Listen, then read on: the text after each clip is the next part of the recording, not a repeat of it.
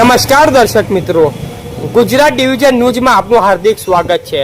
સમાચાર છે, દાહોદના બાવકા પુરાતન મહાદેવ મંદિરમાં ચોરી, તસ્કરો શિવલિંગનો થાળ સહિત પૂજા સામગ્રી લઈ ફરાર।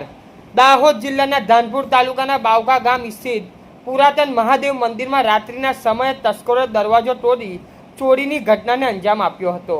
અજાણ્યા તસ્કરો મંદિરનો દરવાજો તોડી અંદર પ્રવેશ્યા હતા અને શિવલિંગનો થાળ, 2 ઘંટ તેમજ અન્ય પૂજાની સામગ્રી ચોરી ફરાર થઈ ગયા હતા।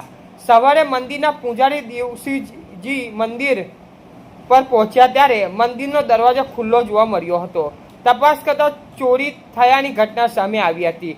સ્થાનિકો નરેશભાઈ અને મહેશભાઈએ જણાવ્યું હતું કે આ મંદિર પર અગાઉ પણ 3 વખત ચોરીની ઘટના બની ચૂકી છે।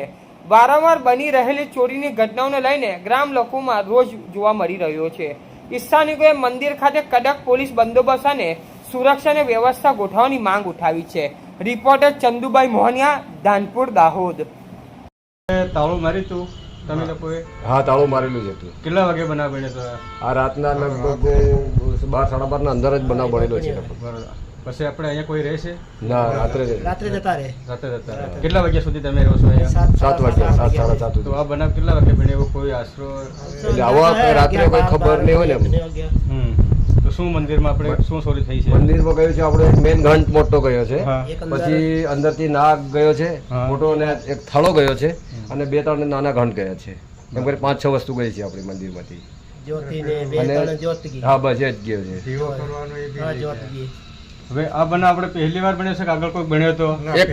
એક વાર આગળ પેલું કોઈ થયું હતું તે વખતે તો એક જ ઘંટા એકલા જ લઈ ગયા હતા, અને આ બીજી વાર બનાવ બને છે। બીજી વાર બનાવ આઈનો ઘંટ આપણે હા, જોડી ગયેલા તે બતોડ લઈ ગયા હાથે બાંધી ગયેલા તો પણ એટલે આ તમારા હાથમાં શું છે? આનાથી આ પટ્ટીથી કાપવા માટે જ લાયા હતા। આ પટ્ટી આનાથી કાપવા? હા, કાપવા પણ કપાયું નહીં, એટલે એને જે નકોચો કરો ને એ જોડો કરીને દરવાજો ખોલીને કાઢી લઈ ગયા લોકો। બરાબર।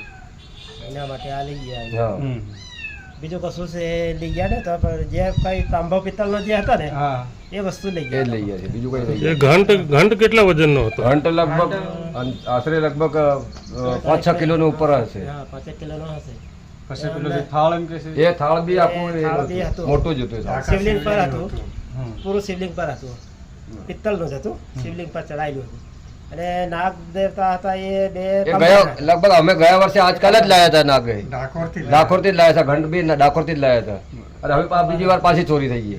એટલે અમારે વારે ઘડી પાછું આને પૂરી રીતે થાય, બંદોબસ્ત થાય એવી રીતની કંઈક માહિતી મળે, તો સારું અને કદાચ જો કોઈકને મળે તો આપણે સારું, મંદિરના કામે આ જે વસ્તુ છે, ધાર્મિક વસ્તુ લઈ ગયા છે, એ લોકોને કંઈક નુકસાન, ભગવાન નુકસાન પહોંચાડે એવું કંઈક થવું જોઈએ, અને બીજી વાર ના બનાવ પડે એ રીતનું કંઈક આગળ પગલા લઈ શકે।